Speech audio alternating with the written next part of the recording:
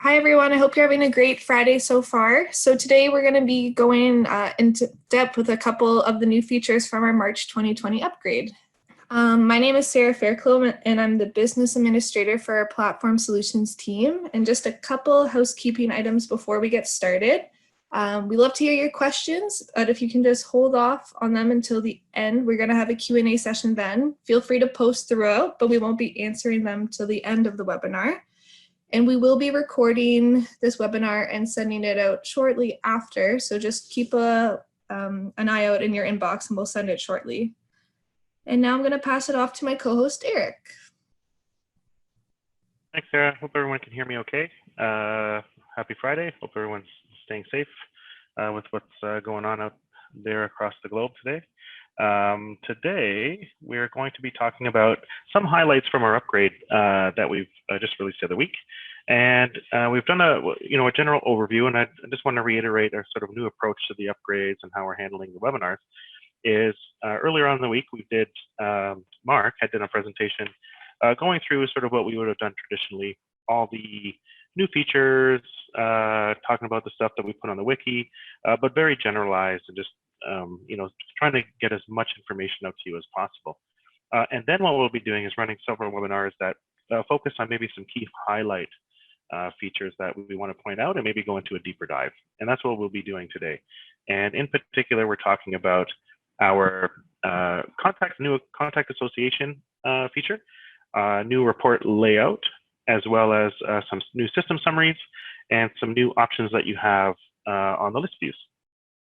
So with the new contact association, we're just updated the way we assign people to records. So that could be a grant, maybe it's a report, something like that. It's really just when you're maybe looking at a level 1 and you want to assign a person or an organization to that particular item, whether it's a grant or not, and allow you to give you more powerful tools with which to find people. In the past, it was really just you typed in the person's name, you picked a role, and you assigned them. And if you had a large database with a lot of contacts, then you would, it could be a lot of searching, it could be kind of be slow. Now it'll open up in a modal window, which allows you to pick the role types. You can use advanced search. So it gives you the whole power of that people search page when you're assigning people to the record. So, and I'll kind of do that in the demonstration part, but I just want to give a little background of how that worked.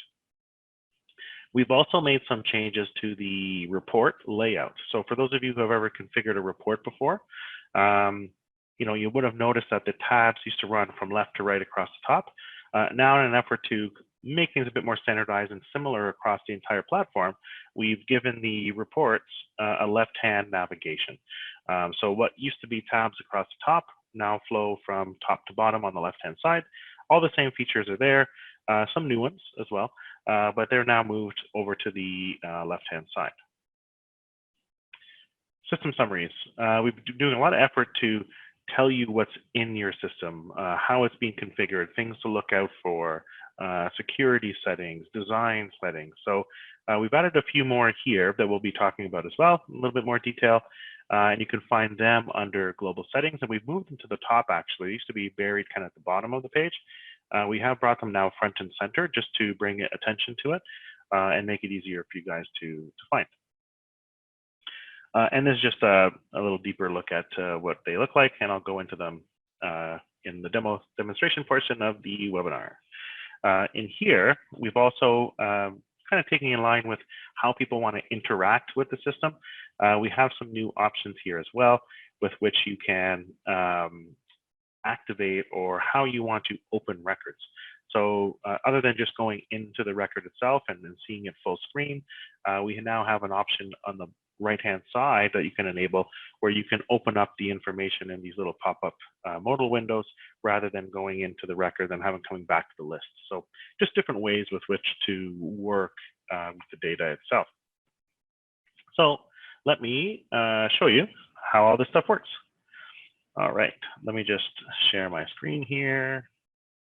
Okay, so what I'm going to start with is the new contact association. So I've kind of skipped some steps. I've logged into the system and I went into a record. I can actually back up one here for you just to show you what I'm talking about. So in my demo system here, I'm just going to something we call the campaign manager. It doesn't matter what it is that you're clicking on, but this is a level 1 in SmartSimple terms. So I'm going into the record and I have my left-hand nav here. And in particular, what I want to show today is the contact section. So within the contact section, and we're adding people to this campaign, okay, we used to see a little drop down here above the list where you can type in someone's name and pick a role and add them. In this case, we added a campaign coordinator. The way it works now after upgrade is I can click the plus button, okay, and I'm provided with a list of the entire search parameters that I would find on my people search screen. So I can do a Google style search, just type in a name. I can open down the drop downs for advanced search. I can combine and add extra filters, pick my role, things of that nature. So it gives me all the power of the tools that I have for searching people with when I'm making an association or adding contacts to a record. And we've changed the layout a bit to sort of make more sense in terms of how you would work with the information. So you'd find your person first. Then I can select, yep, I want to add Dale. Then in this case, I can choose the role that I wish to associate them to for this record. And then I can click the add button. Okay. Now, Dale's already added, so that's okay. And another thing too is the screen will stay here until I'm ready to close it. So I may want to add multiple people across multiple roles, so I don't have to close the window, come back in. I can add as many people as I want, use whatever searching I want. Even various list views are available as well. So I can see different kinds of information to help me find the right people, and then add them, and I can close the window, and then they've been assigned here at the bottom. Okay, so it's not a huge change, but it is a change into the UI and how you're used to enabling people assigned here. So this is a feature that we feel it just adds a little bit of better, gives you more flexibility when you're finding people to add people. In this case, a lot of times maybe you're adding reviewers, or you want to add invitees maybe to a grant, and it gives you a lot more options when trying to find the right people to associate to the right object. All right, and I'm sure there'll be questions about that we can answer at the end of the webinar. I'll just jump into the report section here, and let me edit one and show you the new tab. Okay, so here they are on the left-hand side. So some of them are over here, as you would have found. Generally, we keep the permissions in the same tab on the same row. So that is here now. We did add a new one that allows you to see who can view the report, but also who can edit the report. And that's a big change. So before, anyone who could manage reports basically could edit any report. But now in this case, I can actually permission and say who can make changes to this report that I've made. Okay. And everything along here on the left-hand side is available, as it always was. If the menu item has extra options, like we're seeing here with export, then they will flow from left to right, as they have always done, into the different categories with which to look at more details about that.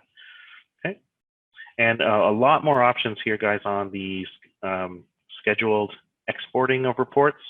I believe this would have been part of the bigger upgrade, but since I'm on this page anyway, I just want to point it out that we've been adding a lot of different options to how you can export information from the system in an automated way. So in this case, a lot of different options for frequency, start times, where the file goes, workflows being triggered when that happens, email notifications going out, things of that nature. So if you're looking to schedule automation around your reporting needs, then you should see a lot of changes here and a lot more options to you now as to where that happens. Okay. Go to global settings. And in this case, right here, this is what I was talking about. So you don't even have to leave the screen. All the system summaries are displayed here on the main setting page. The one I want to talk to in particular are the system feature summary. Okay, so this is pretty neat. We get a lot of questions, especially within our team, you know, how do I know I'm using everything? How do I make sure I'm staying on top of features in the system? So this is actually a good way now to see if you are using features and functions that we've added to the system that allow you to, you know, kind of see if you're taking advantage of everything. And we've tried to categorize them as, you know, are these things that we recommend you use, things that are maybe optional, and also where they fit within the system. Is it an interface thing? Is it a security thing? Is it dealing with productivity? And you can see here, it's just going to give you a check mark or an X saying whether it's on or off. And it categorizes it by general system ones that were at the top, and also by the various UTAs or modules that you're using. Okay. And if you don't know what it's talking about, then the nice thing is you can click on the button on the right-hand side, and it will take you to where that setting's found. So in this case, we're talking about Smart Check or system features. It'll bring you to the global settings. If I go back to a different one, if it's part of the UTA, then it'll take me to that UTA's setting, right? So this is also a nice way to find particular features or functions that maybe you don't know where they are. And it's like, oh, I know I'm using that, but I can't find out where to find the settings for it. It's a nice way to also jump back into finding where those settings exist. Okay. And there's also system performance summary. Okay. This is a nice one.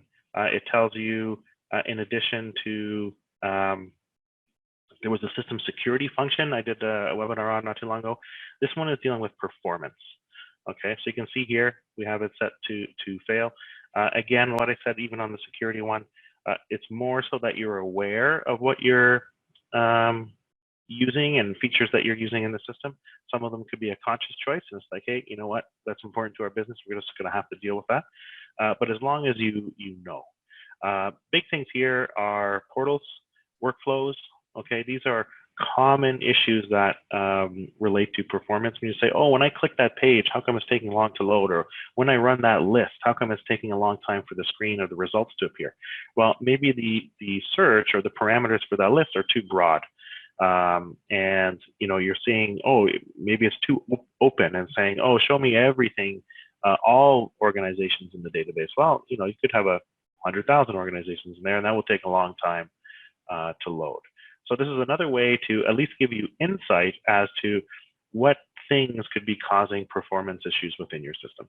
And then we've tried to categorize them as high, medium, and low. And in order to get a pass result, then as we say here, you need to resolve all high and medium functionality.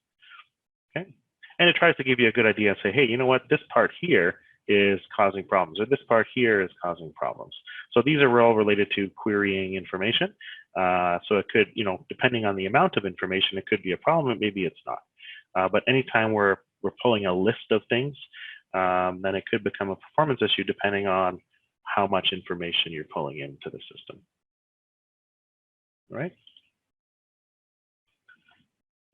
This one's here. Actually, I wasn't going to talk about this one, but I thought I would, now that I'm in the system summary area here, just on the fly. This actually shows you people logging into the system. So it shows you your internal and external usage, and you can see, you know, across various time frames over the last 24 hours. And you want to see over the last month how people are using the system. You can determine peak times. Say, oh, you know, things got busy here. Internal users were logging in on this day and time. You can zoom in, kind of get more granular, see what's going on with how people are using your system. So maybe you have a call closing or something, you want to see, oh yeah, we know it kind of gets busier at that time when people are, you know, submitting the applications, but you know, this is just kind of back that up and say, yeah, look at this, look at how many people have spiked that day and are using using the system. All right. So let me just go back here. I will talk about the list view summaries before I go back to the Q&A section. And there we go. Sorry. And in this case, I'll go a little bit more detail for this one, just to show you how to enable it. Because in this case, it's something you do have to activate. So I'm just going here to our request manager, and I'm going to edit my list view. In case you didn't know, you can actually jump to the list view settings by the drop-down list, and if you have permission, you can click the wrench to go into the list view. The list view configuration, that is.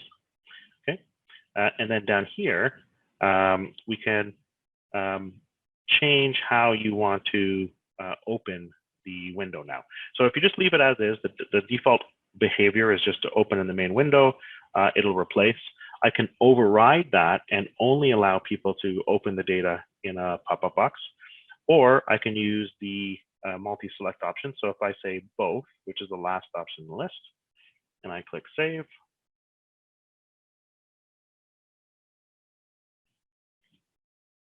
and I close my screen, and let's refresh.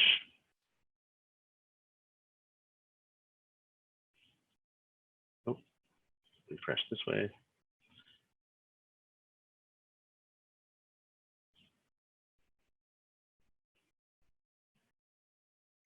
And now I have my new feature here. So sometimes you'll need to force, when you enable certain things, sometimes you're going to force a refresh. But in this case, we've added it, and we've taken this from other systems that use these kind of features. You may use it, I don't know if you've ever used Gmail. A lot of these online apps will also do a similar approach. So as I highlight my rows, I can see here different options to opening. So if I click on this record here, it's going to take me to the full page, as it always did. Okay. If I go back, now that I enabled the other option, I can select my list, choose the little icon on the end, and this time it's going to open up in a little pop-up, which we call a modal window. And now in this case, we've got a lot of details, so it looks a little squishy. So you probably wouldn't use it here, but I can see key benefits. Maybe I'm looking at a list of payments, or I'm looking at a list of reports, and I just want to kind of open them up as I'm going through my list. That allows me to quickly open them this way. If it's something that's just natural, like I don't need to go into the payment, let's say, and I just want to open it up in these little pop-ups, then you can change the list and choose that other option so that it always opens up in a pop-up. I don't have to go over here to the right-hand side to change my settings. All right, so I think at this stage, I've gone through what I wanted to show you, and we'll open it up for some questions. Awesome, thanks, Eric. Thanks. So first question, with the edit report permissions, do you need access to reports from the main reports list via the waffle menu, or can they be editable from a tab in Submission Manager? Oh, either or, it doesn't matter. So if it's a tab in the Submission Manager, all that tab is doing is showing reports that are from here. So if they are reports that are here in the like so Submission Manager, as the question was, I don't know if people know that you can actually manifest tabs, a report tab here in the UTA, so that way you don't have to give someone access to the menus here. But yes, the edit permission would apply across the board, no matter where that report is available. That would control whether or not they have edit permissions or not.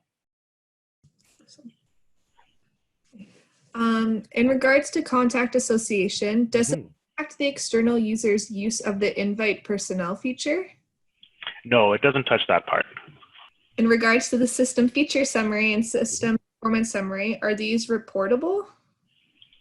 They're not reportable in the reportable sense of where I was like not here in these reports. So these are special system ones that we've designed based on special criteria and looking at logs with that we're kind of keep server side. But yeah, you can't, they're not available, unfortunately, through here to report on yourself. For the new open options, can you show us how it works when you have tabs enabled? Oh, tabs as in, I assume, let's see, do I have one with tabs? No, not in here. Sure. Can you still see my screen? Yes. So that I'm going to a new website.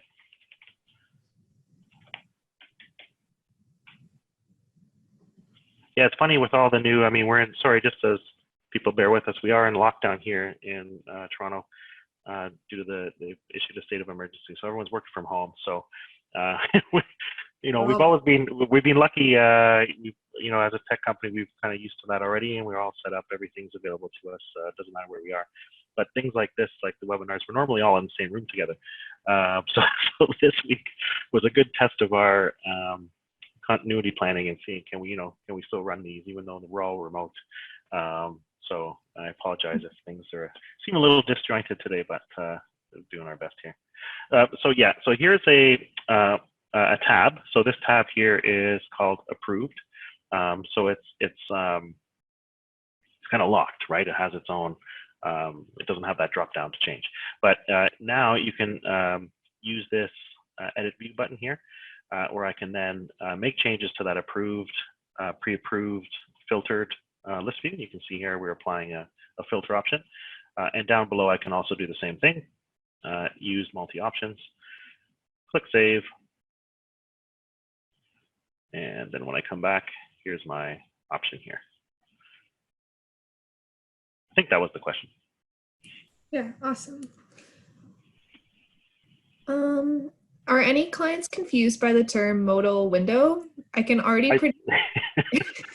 Sorry, I don't know if there was more to that, sorry, but oh yeah. No, just I can already predict our users being confused and intimidated by the term and avoiding the feature because of that.